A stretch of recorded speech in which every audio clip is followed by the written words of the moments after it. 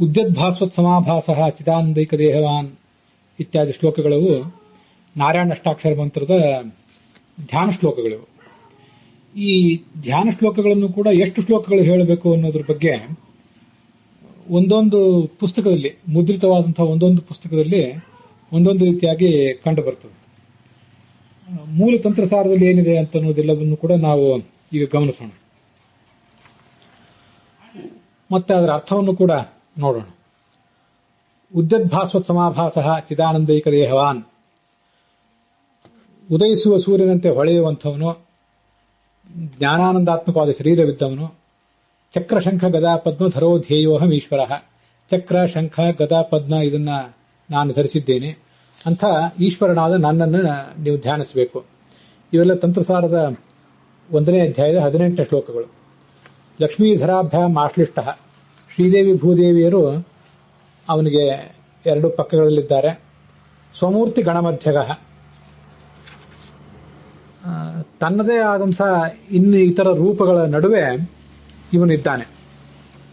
ಬ್ರಹ್ಮವಾಯು ಶಿವಾಹೀಶ ವಿಪೈಶಕ್ರಾದಿ ಕೈರಪಿ ಸೇವ್ಯಮಾನಃ ಅಧಿಕಂ ಭಕ್ತ್ಯ ನಿತ್ಯ ನಿಶೇಷ ಶಕ್ತಿಮಾನ್. ಬ್ರಹ್ಮ, ವಾಯು, ಶಿವ ಮತ್ತೆ ಅಹೀಶ ಅಂದ್ರೆ ಗರುಡ, ಅಹೀಶ ಅಂದ್ರೆ ಶೇಷ, ವಿಪ ಅಂದ್ರೆ ಗರುಡ, ಶಕ್ರ ಇಂದ್ರ, ಇದೇ ಮೊದಲಾದ ದೇವತೆಗಳಿಂದ ಭಕ್ತಿಪೂರ್ಣವಾಗಿ ಈತ ಸೇವಿತನಾಗಿದ್ದಾನೆ. ನಿತ್ಯ ನಿಶೇಷ ಶಕ್ತಿಮಾನ್, ಪೂರ್ಣವಾದಂಥ ಶಕ್ತಿಯುಳ್ಳವನು.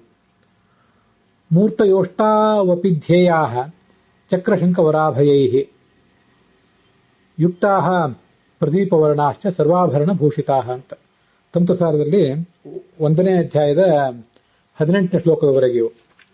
ಯುಕ್ತಾ ಪ್ರದೀಪವರ್ಣಾಶ್ಚ ಅನ್ನೋದಕ್ಕೆ ಹೀಗರ್ಥ. ಮಂತ್ರದ 8 ಅಕ್ಷರಗಳ 8 ಮೂರ್ತಿಗಳು, ನಾರಾಯಣ ಅಷ್ಟಾಕ್ಷರ ಮಂತ್ರ ಇದು. ಅದರ 8 ಮೂರ್ತಿಗಳು ಈ ಚಕ್ರ, ಶಂಖ, ವರ, ಅಭಯ ಅನ್ನುವಂಥ ಮುದ್ರೆಗಳಿಂದ, ಹಸ್ತಗಳಿಂದ ಕೂಡಿದ್ದು ಪ್ರಕಾಶಮಾನವಾಗಿ ಬೆಳಗ್ತಾ ಇವೆ. ಸರ್ವ ಆಭರಣಗಳಿಂದ ಕೂಡಿದ್ದಾಗಿವೆ.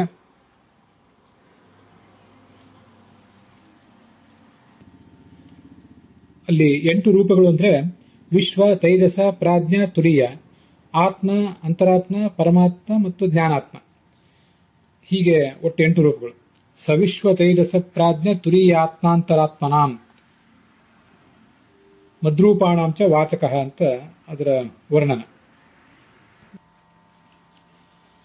ಸ ವಿಶ್ವ ತೈಜಸ ಪ್ರಾಜ್ಞ ತುರೀಯಾತ್ಮಾಂತರಾತ್ಮನಾಂ ಪರಮಾತ್ಮ ಜ್ಞಾನಾತ್ಮಯುಜಾಂ ಮದ್ರೂಪಾಣಾಂಚ ವಾಚಕ ಅಂತ ತಂತ್ರಸಾರ ಸಂಗ್ರಹದ 1ನೇ ಅಧ್ಯಾಯದ 4ನೇ ಶ್ಲೋಕ. ಆ ಓಂಕಾರದ 8 ಅವಯವಗಳು ಅಕಾರ, ಉಕಾರ, ಮಕಾರ, ನಾದ, ಬಿಂದು, ಕಲಾ, ಶಾಂತ, ಅತಿಶಾಂತ ಅಂತಿವೆ. ಅವು ಕ್ರಮವಾಗಿ ವಿಶ್ವ, ತೈಜಸ, ಪ್ರಾಜ್ಞ, ತುರಿಯ, ಆತ್ಮ, ಅಂತರಾತ್ಮ, ಪರಮಾತ್ಮ, ಜ್ಞಾನಾತ್ಮ ಎಂಬ ನನ್ನ ರೂಪಗಳನ್ನು ಹೇಳ್ತವೆ ಅಂತ ವರ್ಣನೆ ಇದೆ. ಆ ರೂಪಗಳೇ ಈ ಮೂರ್ತಯೋಷ್ಟಾವಭಿಧ್ಯೇಯಾ ಅಂತೇನು ನಾರಾಯಣ ಅಷ್ಟಾಕ್ಷರ ಮಂತ್ರದಲ್ಲಿ ಇಲ್ಲಿ ಕಾಣುತ್ತದೆ. ಅದರಿಂದ ಅವು ವಾಚ್ಯವಾಗಿವೆ. ನಾರಾಯಣ ಅಷ್ಟಾಕ್ಷರ ಜಪವನ್ನು ನಾವು ಮಾಡುವಾಗ ಅನುಸಂಧಾನಕ್ಕೆ ತಂದುಕೊಳ್ಬೇಕಾದದ್ದು ಈ 8 ರೂಪಗಳನ್ನ ಅಂತ ಅದರ ಅರ್ಥ.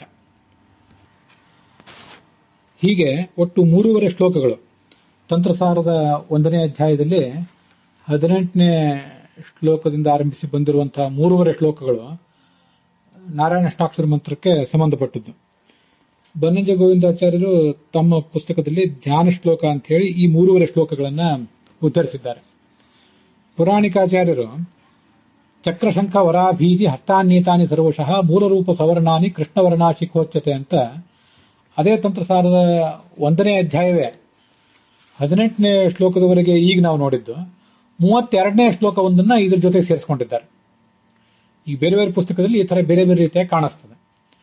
ಚಕ್ರಶಂಖ ವರಾಭೀತಿ ಹಸ್ತಾನ್ಯೇತಾನಿ ಸರ್ವಶಃ ಮೂಲರೂಪ ಸವರ್ಣಾನಿ ಕೃಷ್ಣವರ್ಣಾಶಿಖೋಚ್ಯತೆ, ಇದು ತಂತ್ರಸಾರದ 1ನೇ ಅಧ್ಯಾಯದ 32ನೇ ಶ್ಲೋಕ. ಕೃದ್ಧೋಲ್ಕ ಮೊದಲಾದ ರೂಪಗಳೂ ಕೂಡ 4 ರೂಪಗಳೂ ಕೂಡ ಬಣ್ಣದಲ್ಲಿ ಮೂಲ ರೂಪದಂತೆಯೇ ನಾರಾಯಣನ ರೂಪದಂತೆಯೇ ಇವೆ. ಆದರೆ ಕೊನೆಯದೊಂದು ಸಹಸ್ರೋಲ್ಕ ಅನ್ನುವಂಥ ರೂಪ ಏನಿದೆ, ಶಿಖಾದಲ್ಲಿ ನಾವು ಹೇಳಬೇಕಾದದ್ದು. ಅದೊಂದು ರೂಪ ಮಾತ್ರ ಕೃಷ್ಣವರ್ಣ ಅಂತ ಕಪ್ಪು ಬಣ್ಣದ್ದಾಗಿದೆ. ಆ ಸಹಸ್ರೋಲ್ಕಾಯ ಅಂತ ಒಂದು ರೂಪ ಮಾತ್ರ. ಚಕ್ರಶಂಖವರಾಭೀತಿ ಹಸ್ತಾನ್ನೇತಾನಿ ಸರ್ವಶಃ ಮೂಲರೂಪ ಸವರ್ಣಾನಿ ಕೃಷ್ಣವರ್ಣ ಶಿಖೋಚ್ಯತೆ ಅಂತ ಈ 1ನೇ ಅಧ್ಯಾಯದ 32ನೇ ಶ್ಲೋಕದ ವ್ಯಾಖ್ಯಾನ ಸ್ವಲ್ಪ ಬೇರೆ ಬೇರೆ ರೀತಿಯಾಗಿದೆ. ಅದನ್ನೆಲ್ಲರೂ ಗಮನಿಸಬೇಕು. ಗೋವಿಂದಾಚಾರ್ಯ ಹೇಳುವಂತೆ ಕೃದ್ಧೋಲ್ಕ ಮತ್ತು ಹೃದಯ ಮೊದಲಾದ ಎಲ್ಲಾ ರೂಪಗಳು ಕೂಡ ಚಕ್ರ, ಶಂಖ, ವರ, ಅಭಯ ಮುದ್ರೆಗಳನ್ನು ಧರಿಸಿವೆ. ಕೃದ್ಧೋಲ್ಕ, ಮಹೋಲ್ಕ, ದ್ಯೂಲ್ಕ, ಸಹಸ್ರೋಲ್ಕರು ಮೂಲ ರೂಪದಂತೆ ಸೂರ್ಯನಂತೆ ಹೊಳೆಯುವ ಬಣ್ಣ ಇದ್ದವರು. ಕೃಷ್ಣವರ್ಣ ಶಿಖೋಚ್ಯತೆ ಅಂತಿದೆಯಲ್ಲ, ಶಿಖೆಯಲ್ಲಿ ಸನ್ನಿಹಿತವಾದ ವೀರೋಲ್ಕಾಯ ಶಿಖಾಯೈ ವಷಟ್ ಅಂತ ನಾವೇನು ಮಾಡಿದ್ದೇವಲ್ಲ, ಶಿಖೆಯಲ್ಲಿ ಸನ್ನಿಹಿತವಾದ ವೀರೋಲ್ಕ ಎಂಬ ರೂಪ ಮತ್ತು ಶಿಖಾ ನಾಮಕವಾದಂತಹ ಭಗವಂತನ ರೂಪ ಅದು ಕಪ್ಪು ಬಣ್ಣವುಳ್ಳದ್ದಾಗಿದೆ. ಇದು ಗೋವಿಂದಾಚಾರ್ಯ ಮಾಡಿದಂತಹ ವ್ಯಾಖ್ಯಾನ. ಕಪ್ಪು ಬಣ್ಣ ಉಳ್ಳದ ರೂಪ ಹಾಗಾದ್ರೆ ಆ ವೀರೋಲ್ಕ ಎಂಬ ರೂಪ ಮತ್ತು ಭಗವಂತನ ಶಿಖಾ ಎಂಬ ರೂಪ. ಹೃದಯ, ಶಿರಸ್ಸು, ಕವಚ ಇತ್ಯಾದಿ ರೂಪಗಳು, ಕೃದ್ಧೋಲ್ಕ, ಮಹೋಲ್ಕ ಇತ್ಯಾದಿ ರೂಪಗಳು ಸೂರ್ಯನಂತೆ ಪ್ರಕಾಶಮಾನವೇ ಆಗಿವೆ. ಇದು ಗೋವಿಂದಾಚಾರ್ಯ ಹೇಳಿದಂತಹ ಅರ್ಥ. ಕೃಷ್ಣವರ್ಣ ಶಿಖೋಚ್ಯತೆ ಅನ್ನುವುದಕ್ಕೆ ಪುರಾಣಿಕಾಚಾರ್ಯರು ಬರೆದಿರುವ ಅರ್ಥ ಕೊನೆಯ ಸಹಸ್ರೋಲ್ಕ ಎಂಬ ರೂಪವು ಕಪ್ಪಾಗಿದೆ ಅಂತ. ಶಿಖಾ ಅಂದ್ರೆ ಅವರ ದೃಷ್ಟಿಯಲ್ಲಿ ಕೊನೆಯದ್ದು ಅಂತ ಹೀಗೆ ಅರ್ಥ ಇದ್ದಂತೆ ಕಾಣಿಸ್ತದೆ. ಕೊನೆಯ ಸಹಸ್ರೋಲ್ಕ ಎಂಬ ರೂಪವು ಕಪ್ಪಾಗಿದೆ ಅಂತ. ಹೀಗೆ ಅವರೆಲ್ಲ ಪ್ರತ್ಯೇಕ ವ್ಯಾಖ್ಯಾನಗಳನ್ನು ಮಾಡಲಿಕ್ಕೆ ಮೂಲ ತಂತ್ರಸಾರದಲ್ಲಿಯೇ ಬೇರೆ ಬೇರೆ ರೀತಿಯಾದಂತಹ ಉಲ್ಲೇಖಗಳೇನೂ ಇಲ್ಲ. ಆಚಾರ್ಯ ಹೇಳಿರೋದು ಒಂದೇ ರೀತಿ ಹೇಳಿದ್ದಾರೆ. ಅದನ್ನು ವ್ಯಾಖ್ಯಾನ ಮಾಡುವವರು ಒಬ್ಬೊಬ್ಬರು ಒಂದೊಂದು ರೀತಿಯಾಗಿ ಮಾಡಿರುವುದರಿಂದ ಕೃಷ್ಣವರ್ಣ ಶಿಖೋಚ್ಯತೆ ಅನ್ನುವುದಕ್ಕೆ ವೀರೋಲ್ಕ ಎಂಬ ರೂಪ ಕಪ್ಪಾಗಿದೆ ಮತ್ತು ಶಿಖಾ ಎಂಬ ರೂಪ ಕಪ್ಪಾಗಿದೆ ಅಂತ ಗೋವಿಂದಾಚಾರ್ಯ ವ್ಯಾಖ್ಯಾನ ಇದ್ರೆ, ಸಹಸ್ರೋಲ್ಕ ಎಂಬ ರೂಪ ಕಪ್ಪಾಗಿದೆ ಅಂತ ಪುರಾಣಿಕಾಚಾರ್ಯ ವ್ಯಾಖ್ಯಾನ ಇದೆ. ನಾನು ಆ ಎರಡು ವ್ಯಾಖ್ಯಾನಗಳಲ್ಲಿ ವೀರೋಲ್ಕ ಎಂಬ ರೂಪ, ಅದು ಶಿಖೆಯಲ್ಲಿ ಅದನ್ನೇ ನಾವು ಧ್ಯಾನಿಸಬೇಕಾದ್ರಿಂದ, ವೀರೋಲ್ಕಾಯ ಶಿಖಾಯೇ ವಷಟ್ ಅಂತ ನಾವು ಹೇಳಬೇಕಾದ್ರಿಂದ ಕೃಷ್ಣವರ್ಣ ಶಿಖೋಚ್ಯತೆ ಅನ್ನುವುದರಿಂದ ವೀರೋಲ್ಕ ಎಂಬ ರೂಪ ಮತ್ತು ಶಿಖಾ ಎಂಬ ಭಗವಂತನ ರೂಪಗಳನ್ನೇ ನಾನು ಇದನ್ನೆಲ್ಲ ಅವಲೋಕನ ಮಾಡಿದ ಬಳಿಕ ತೀರ್ಮಾನ ಮಾಡಿಕೊಂಡಿದ್ದೇನೆ. ಹೀಗೆ ಆ ಇಬ್ರು ವಿದ್ವಾಂಸರ ಅಭಿಪ್ರಾಯಗಳಲ್ಲಿ ಭೇದ ಇರೋದ್ರಿಂದ ಅದನ್ನ ಉಳಿದವರು ವಿಚಾರ ಮಾಡಿ ತಮ್ಮ ತಮ್ಮ ದೃಷ್ಟಿಕೋನಕ್ಕೆ ತಕ್ಕಂತೆ ಹೇಳಬೇಕು. ಚಕ್ರಶಂಖ ವರಾಭೀತಿ ಹಸ್ತಾನ್ನೇತಾನಿ ಸರ್ವಶಃ ಮೂಲರೂಪ ಸವರ್ಣಾನಿ ಕೃಷ್ಣವರ್ಣ ಶಿಖೋಚ್ಯತೆ ಅಂತ ಈ ಶ್ಲೋಕ ಏನಿದೆಯಲ್ಲ, 1ನೇ ಅಧ್ಯಾಯದ 32ನೇ ಶ್ಲೋಕ, ತಂತ್ರಸಾರದಲ್ಲಿಯೇ ಒಂದು ಕೆಲವು 10-20 ಶ್ಲೋಕಗಳ ಹಿಂದು ಮುಂದಿನ ವ್ಯತ್ಯಾಸದಲ್ಲಿ ಬಂದಿರುವಂಥವು, ಇವೆಲ್ಲ ಒಟ್ಟಿಗೆ ಬಂದಿಲ್ಲ.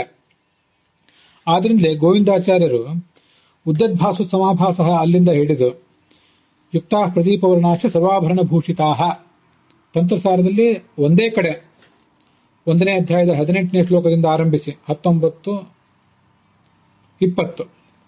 20ವರೆ ಶ್ಲೋಕ ಅವುಗಳನ್ನು ಮಾತ್ರ ಧ್ಯಾನ ಶ್ಲೋಕ ಅಂತ ಪರಿಗಣನೆ ಮಾಡಿದ್ದಾರೆ.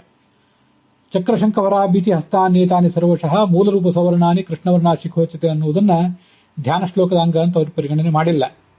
ಆದರೆ ಅವು ಕೂಡ ಈ ಕೃದ್ಧೋಲ್ಕ, ವೀರೋಲ್ಕ ಮೊದಲಾದವುಗಳನ್ನೇ ಹೇಳ್ತಾ ಇರೋದ್ರಿಂದ ಆ 32ನೇ ಶ್ಲೋಕ ಅದನ್ನು ಕೂಡ ಧ್ಯಾನ ಶ್ಲೋಕ ಅಂತ ಇಟ್ಕೊಳ್ಳಿಕ್ಕೆ ಏನೂ ತೊಂದರೆ ಇಲ್ಲ. ಹೀಗೆ ಒಂದು ಪಕ್ಷದಲ್ಲಿ ಒಂದ್ಯಾವುದೋ ಅಭಿಪ್ರಾಯಕ್ಕೆ ಸಂಬಂಧಪಟ್ಟಂತೆ ಗೋವಿಂದಾಚಾರ್ಯರ ಮತವನ್ನ, ಮತ್ತೊಂದು ವಿಷಯಕ್ಕೆ ಸಂಬಂಧಪಟ್ಟಂತೆ ಪುರಾಣಿಕಾಚಾರ್ಯ ಮತವನ್ನ ನಾನು ಅನುಸರಿಸ್ತೇನೆ. ಆದ್ರಿಂದ ಚಕ್ರಶಂಖವರಾಭೀತಿ ಹಸ್ತಾನ್ನೇತಾನಿ ಸರ್ವಶಃ ಅನ್ನೋ ಈ ಶ್ಲೋಕವನ್ನ ನಾನು ನಾರಾಯಣ ಅಷ್ಟಾಕ್ಷರ ಜಪ ಮಾಡುವಾಗ ಧ್ಯಾನ ಶ್ಲೋಕದ ಪ್ರಸಂಗದಲ್ಲಿ ಹೇಳ್ತಾ ಬಂದಿದ್ದೇನೆ.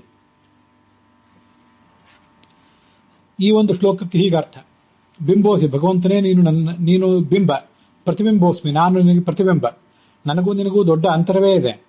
ಸ್ವಾಮಿನ್, ನೀನು ನಿರ್ದೋಷ, ದೋಷರಹಿತ, ನನ್ನ ದೋಷವನ್ನು ಪರಿಹರಿಸು, ನಿನಗೆ ನಮಸ್ಕಾರ ಅಂತ ಒಂದು ಶ್ಲೋಕವನ್ನ ಕೆಲವು ಪುಸ್ತಕಗಳಲ್ಲಿ ಈ ನಾರಾಯಣಾಷ್ಟಾಕ್ಷರ ಮಂತ್ರದ ಧ್ಯಾನವನ್ನು ಮಾಡುವಾಗ ನಾವು ಕೇಳ್ತೇವೆ. ಆದರೆ ಈ ಶ್ಲೋಕವನ್ನ ಗೋವಿಂದಾಚಾರ್ಯರು ನಾರಾಯಣಾಷ್ಟಾಕ್ಷರದ ಧ್ಯಾನ ಶ್ಲೋಕವನ್ನು ವರ್ಣನೆ ಮಾಡುವಂತಹ ಪ್ರಸಂಗದಲ್ಲಿ ಹಾಕಿಲ್ಲ. ಮತ್ತು ಈ ಪುರಾಣಿಕಾಚಾರ್ಯರ 2 ಪುಸ್ತಕಗಳನ್ನು ಪರಿಶೀಲನೆ ಮಾಡಿದಾಗ ಒಂದು ಪುಸ್ತಕದಲ್ಲಿ ಈ ಬಿಂಬೋಸ್ಮಿ ಪ್ರತಿಬಿಂಬೋಸ್ಮಿ ಅನ್ನೋದು ಕಾಣಿಸ್ತದೆ, ಮತ್ತೊಂದು ಕಡೆ ಅದು ಕಾಣಿಸೋದಿಲ್ಲ ಆ ಶ್ಲೋಕ. ಹೀಗೆ ಇರೋದ್ರಿಂದ ಆ ಬಿಂಬೋಸಿ ಪ್ರತಿಬಿಂಬೋಸ್ಮಿ ತವ ಯದ್ಯಪಿ ಚಾಂತರಂ ಅನ್ನುವ ಶ್ಲೋಕವನ್ನ ನಾವು ಹೇಳಬೇಕಾದ ಅಗತ್ಯ ಏನಿಲ್ಲ, ಹೇಳದೇ ಇದ್ರೆ ಒಳ್ಳೆಯದೇ ಅಂತಲೇ ನನ್ನ ಆಲೋಚನೆ. ಅದಕ್ಕೆ ಕಾರಣ ಏನು? ಈ ಬಿಂಬೋಸಿ ಪ್ರತಿಬಿಂಬೋಸ್ಮಿ ಅನ್ನುವಂಥ ಒಂದು ಶ್ಲೋಕ ಸರ್ವಮೂಲದಲ್ಲಿ ನನಗೆಲ್ಲೂ ಕಾಣಿಸಲಿಲ್ಲ. ಅದು ಯೋಗ ದೀಪಿಕಾನೋ ಮತ್ತೆಲ್ಲೋ ಇರುವಂತಹದ್ದು ಯಾವುದೋ ಒಂದು ಶ್ಲೋಕ ಆಗಿದ್ದಿರಬೇಕು, ಅಥವಾ ಬೇರೆ ಯಾವುದೋ ಪುರಾಣದಲ್ಲಿ ಬಂದಿರುವಂತಹ ಶ್ಲೋಕ ಆಗಿರಬೇಕು. ತುಂಬಾ ಉತ್ತಮವಾದಂತಹ ಅನುಸಂಧಾನ ಇರುವಂತಹ ಶ್ಲೋಕವೇ ಅದು. ಆದರೆ ಸರ್ವಮೂಲದಲ್ಲಿ ಈ ಬಿಂಬೋಸಿ ಪ್ರತಿಬಿಂಬೋಸ್ಮಿ ಅನ್ನೋ ಶ್ಲೋಕ ನನಗೆ ಕಾಣಿಸಿಲ್ಲ. ತುಂಬಾ ಪ್ರಯತ್ನ ಪಟ್ಟ ಮೇಲೆ ಕೂಡ ಕಾಣಿಸಲಿಲ್ಲ. ಎಲ್ಲಾದ್ರೂ ಕಂಡ್ರೆ ನನಗೆ ನೀವು ಅದನ್ನು ತಿಳಿಸ್ಬೇಕು. ಹೀಗೆ ಈ ಶ್ಲೋಕವೇ ಸರ್ವಮೂಲದಲ್ಲಿ ಇಲ್ಲದೇ ಇರೋದ್ರಿಂದ ಸರ್ವಮೂಲದಲ್ಲಿ ಇರುವ ಶ್ಲೋಕಗಳನ್ನೇ ನಾರಾಯಣ ಅಷ್ಟಾಕ್ಷರ ಮಂತ್ರಕ್ಕೆ ಸಂಬಂಧಪಟ್ಟಂತೆ ಆಚಾರ್ಯ ಹೇಳಿರುವಂಥದ್ದನ್ನು ಮಾತ್ರ ನಾವು ತಗೊಂಡ್ರೆ ಸಾಕು. ಹೆಚ್ಚಿನ ಯಾರಾದರೂ ಅನುಸಂಧಾನ ಮಾಡುವವರಿದ್ರೆ ಅದು ಅವರಿಗೆ ಬಿಟ್ಟದ್ದು.